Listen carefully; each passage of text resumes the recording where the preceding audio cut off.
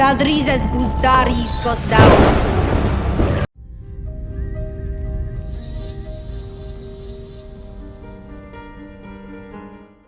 We have a bunch of new images to talk about for House of the Dragon Season 2 leak-wise. Some of them are from a user named Unbox, and they used Google Earth to sort of scan the Leavesden studio out in the UK where they're filming some of the scenes that have to have a massive set being built around them. And then also, got some other rumors that I want to address. Don't necessarily have pictures to go along with them, but is still going to be fun. Before I jump into any of that, do me a massive favor. Only if you enjoy my content, please subscribe. It's one of the best things you can do for anybody you're a fan of here on YouTube, is make sure you subscribe to the channel. Go ahead and pull the trigger. Also, if you're feeling so inclined and you enjoy this video, please slap a like on it. Like goal is going to be 420.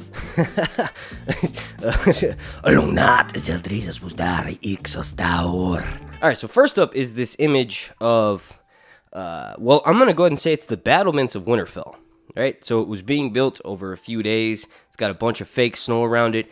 People were saying that it was the wall, right?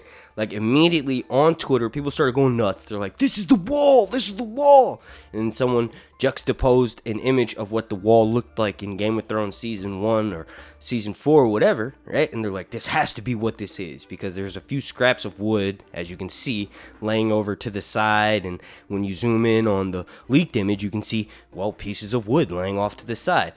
In my opinion, right, this is not the wall. I feel like this is the battlements of Winterfell. When Jace arrives in Winterfell, it's probably going to be snowing, right? And he's probably going to have, they're going to do a callback to when Daenerys first arrived. And remember when Sansa and Arya out on the battlements and they watch her dragon swoop by, right? That's probably what's being filmed right here. If I had to make I guess an educated guess, this is the battlements of Winterfell. Main reason being is because the wall, if we look at Castle Black when they were filming there, it looked a lot more snow-filled. Now, mind you, this could be like just a Passover shot where maybe Jason Vermax fly to the wall and he just wanted to see what it looked like before he goes to Winterfell. But that doesn't happen in canon, and there's not really a reason to include that. I did see some people saying that, oh, maybe he goes there with Jace, or maybe he goes there with Krieg and Snow. Now, in canon, Alysanne, right, the old king's wife, remember the dude that we saw in the opening scene of House of the Dragon Season 1, Episode 1? Right? His wife, when they were a lot younger, they took progresses all over Westeros. And one of them in particular, right? Alysanne was extremely influential during this time period, right? Like, Jaehaerys super respected his wife, so he allowed her to have an influence in the Seven Kingdoms. So, in the process of them heading up north, Alysanne and her dragon, Silverwing, arrive at Castle Black, and they kind of get bored waiting for Jaehaerys and his dragon Vermithor to show up. We've actually seen Vermithor in the season finale of Season 1 of House of the Dragon. But, so what she does is fly to the wall to go and see it. She's like, I want to go see Castle Black. And when she gets there, her dragon, Silverwing, refuses to take her north of the wall.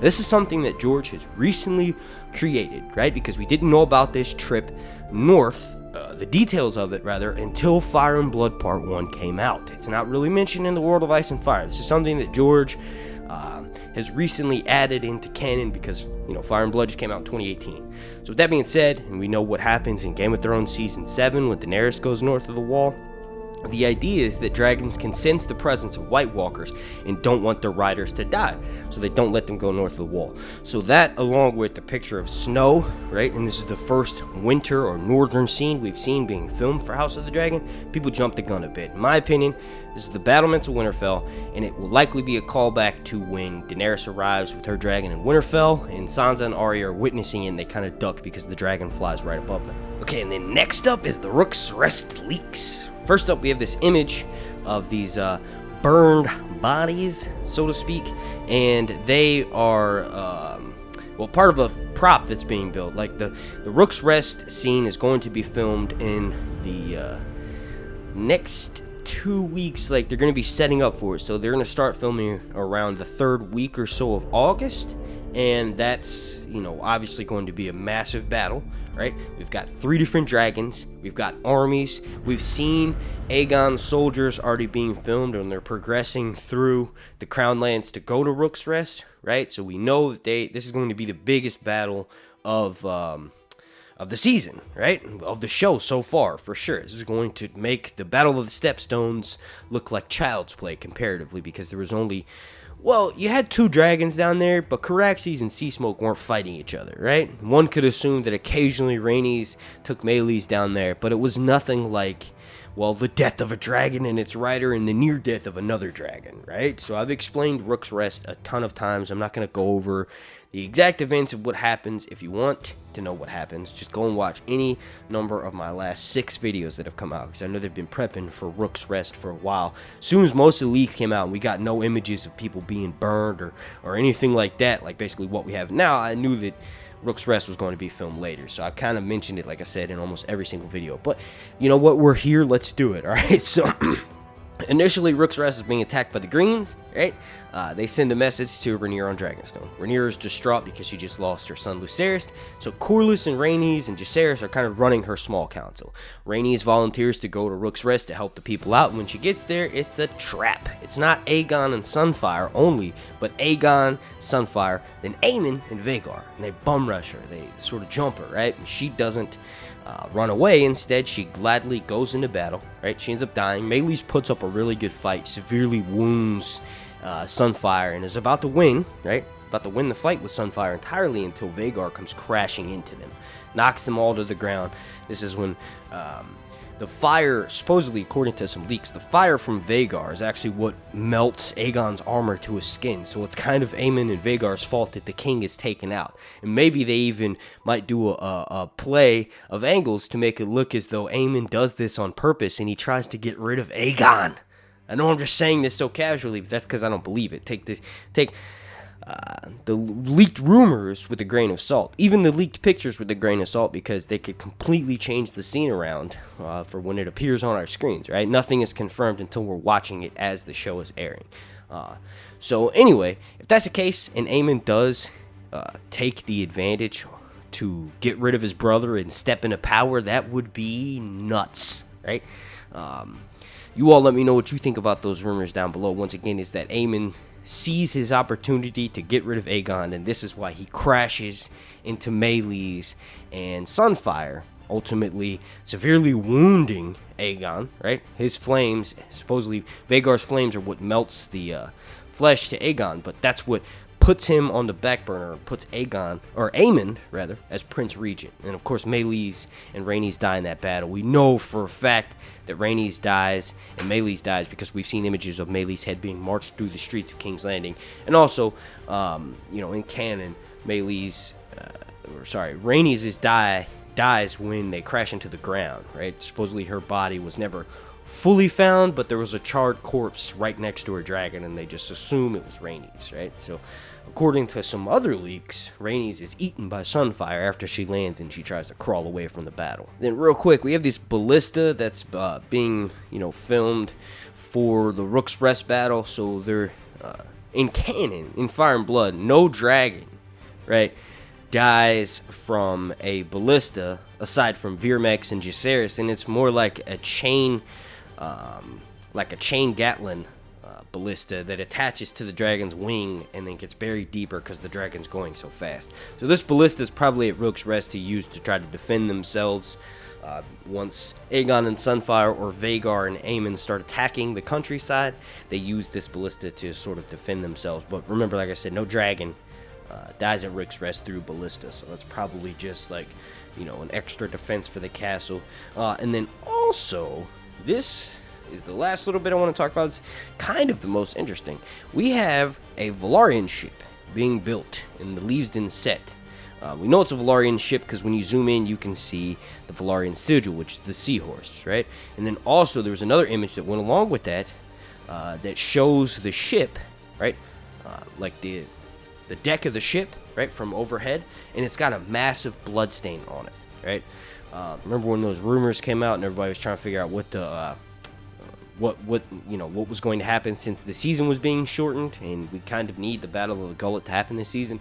They're pushing it back to season 3, right? Supposedly this season is going to end with the fall of King's Landing, right? So I think that what is happening here is like maybe just setting up the Battle of the Gullet, right? So remember, Corlys's ships have blockaded the the Gullet and stopped all trade and commerce from coming into King's Landing, and sort of annexed that area and said, hey, this is the Blacks' territory. You can't go into King's Landing. That's the Greens. We're cutting off their supplies and their trade and all that stuff, right?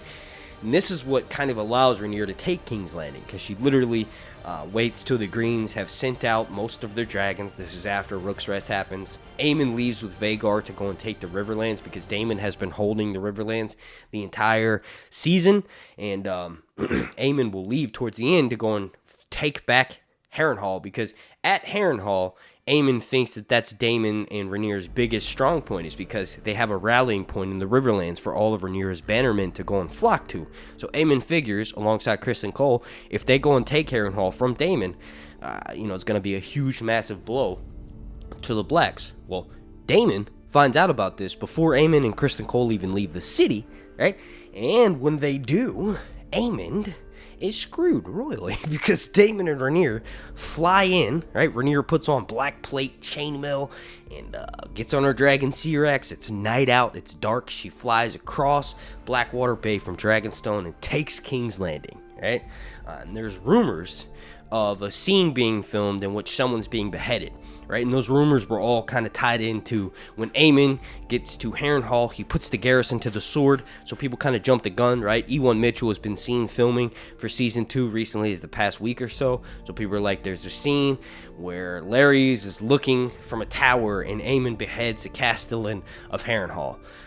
Here's the thing, though. Larys canonically should not be in Harrenhal. He should be in King's Landing, because after Rook's Rest happened, he sneaks Aegon, too, over to Dragonstone. He, hides him in the castle, in the Red Keep, right? And then eventually takes him to Dragonstone. So I don't know why Larys would be in Harrenhal. Again, there's no proof of this. This is just a rumor, right? But I think what actually happens is that there is a scene where Aemond puts the garrison to the sword at Harrenhal. He's mad because he thinks that every member of House Strong are betrayers, because remember, Rhaenyra's children are rumored to be Harwin Strong's right? So this is why Aemond puts them to the sword, but I was told that the scene that's actually going to be filmed of someone being beheaded is actually Ser Otto Hightower after Rhaenyra takes King's Landing, and Ser Otto canonically is the first one to be put to the sword after the fall of King's Landing happened. After Rhaenyra takes the Iron Throne, she puts Ser Otto to the sword as a traitor. So this is the scene that I was told was being filmed, and then right after this, in episode 8 of season 2, this is where we have the Velaryon ship coming back with most of the crew being dead. You've seen the blood of the image that I'm showing you. And this is where this sets up the Battle of the Gullet. Basically, someone comes in and tells Rhaenyra, yo, we can't do anything about the Gullet. We can't, even though we removed the blockade, the people are yours. The Triarchy has showed up and they've engaged in battle with us, right? And this will set up the Battle of the Gullet for season 3, episode 1. Alright, I want to thank you all so much for watching. If you enjoyed this video, please slap a like on it. Like goal is going to be 420. And then also, pretty please, subscribe to my channel here on YouTube. This is the best thing you could ever do for my channel. If you can't do anything else, please just subscribe. That'll help me out immensely. Super special shout out to Tyler Schnabel, Breanne Johnson, The North Must Remember, and Destiny Phillips, as they are all executive producers of this video. Over on Patreon is something called a Dragonite tier. My Patreon has recently been revamped, and if you want some extra content, go ahead and consider checking that out. Links down below in the description. Thank you for watching. Long night, and